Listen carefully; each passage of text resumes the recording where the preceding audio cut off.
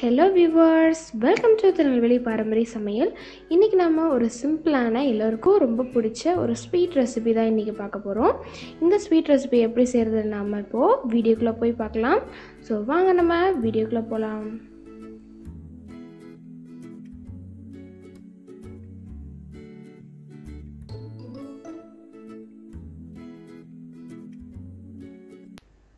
First நான் ஒரு 1/2 kilo அரிசி எடுத்து வச்சுருக்கேன். இதில் பார்த்தீங்கன்னா 1/4 கிலோ இட்லி அரிசியும் 1/4 கிலோ ரேஷன் அரிசியும் எடுத்துருக்கேன்.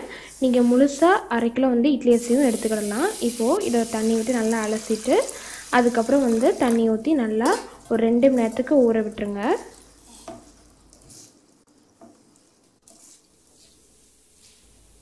இப்போ பார்த்தீங்கன்னா நல்லா 2 மணி நேரம் ஊறிடுச்சு. அதுக்கப்புறம் தண்ணி நல்லா வடித்து எடுத்துகிட்டு நம்ம இப்போது ஒரு மிக்ஸி ஜாரில் ஆட் பண்ணிக்க போகிறோம். மிக்ஸி ஜார் எடுத்துகிட்டு அதில் ஒரு சிட்டிகை உப்பு ஆட் பண்ணிக்கோங்க.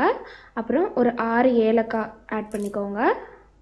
அதுக்கப்புறம் நம்ம ஊற வச்சு எடுத்து வச்சுருக்க அரிசி இதில் ஆட் பண்ணிடலாம்.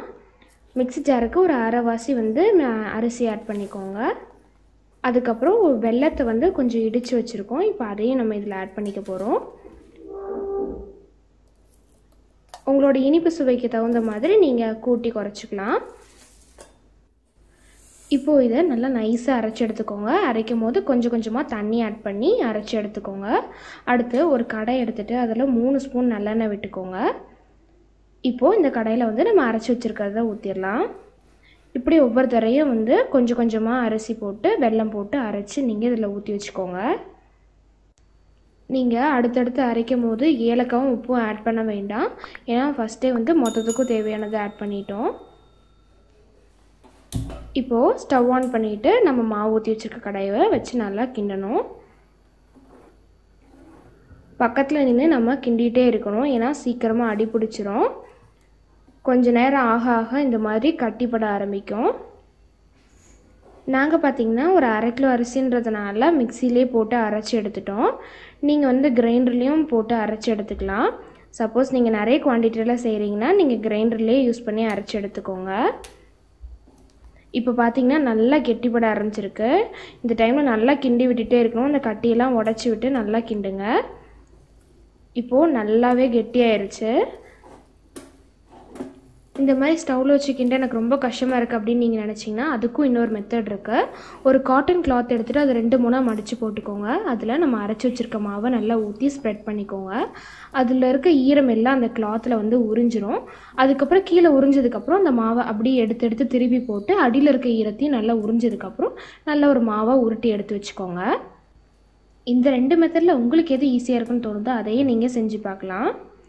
இப்போது ஒரு தட்டில் தேங்காய் பூவை நல்லா ஸ்ப்ரெட் பண்ணி விட்டுருக்கு. அதில் நம்ம மாவை கிண்டி வச்சோம் இல்லைங்களா, அதையும் கொஞ்சம் ஆறுனதுக்கப்புறம், ரொம்ப ஆறிடக்கூடாது, லேசாக ஆறுனதுக்கப்புறம் அது சின்ன சின்ன பால்ஸாக உருட்டி நம்ம இது மேலே போட்டுடலாம். இப்போது நீங்கள் இட்லி பிளேட் எடுத்துகிட்டு நம்ம குட்டி குட்டி பால்ஸாக பிடிச்சி வச்சுருக்கோம் இல்லைங்களா, அதை நல்லா தேங்காய் பூவில் நல்லா ரோல் பண்ணிவிட்டு அது நல்லா கோட்டாக இருக்கான்னு பார்த்துட்டு நீங்கள் இட்லி பிளேட்டில் எடுத்து வச்சிடலாம். இந்த மாதிரி நம்ம எடுத்து வச்சுருக்க எல்லா மாவையும் குட்டி குட்டி பால்ஸாக பிடிச்சி அதை தேங்காய் பூவில் நல்லா ரோல் பண்ணிவிட்டு இந்த மாதிரி இட்லி பிளேட்டில் எடுத்து வச்சுக்கோங்க. இப்போது நம்ம இட்லி பாத்திரத்தில் இதை வச்சிடலாம்.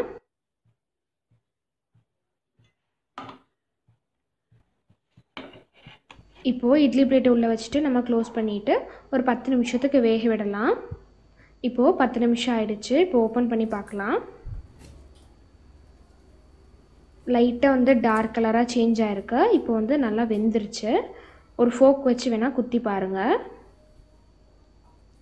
இப்போது நல்லா வெந்துடுச்சு. இதை நம்ம தனியாக ஒரு பிளேட்டுக்கு மாற்றிடலாம்.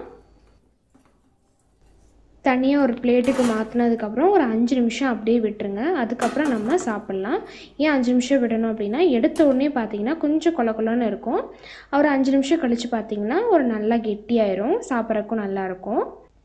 அவ்வளோதாங்க. இப்போது நம்மளுடைய sweet coconut rice balls ready ஆகிடுச்சு. நம்ம வீட்டில் இருக்க குட்டீஸ்லேருந்து பெரியவங்க வரைக்கும் எல்லாருமே இதை சாப்பிட்லாம். அவ்வளோ ஹெல்த்தியான ஸ்வீட் ரெசிபி இது.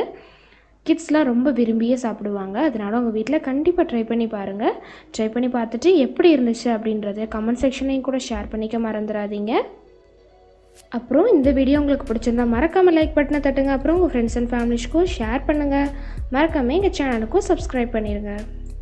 Okay, bye. See you on next video.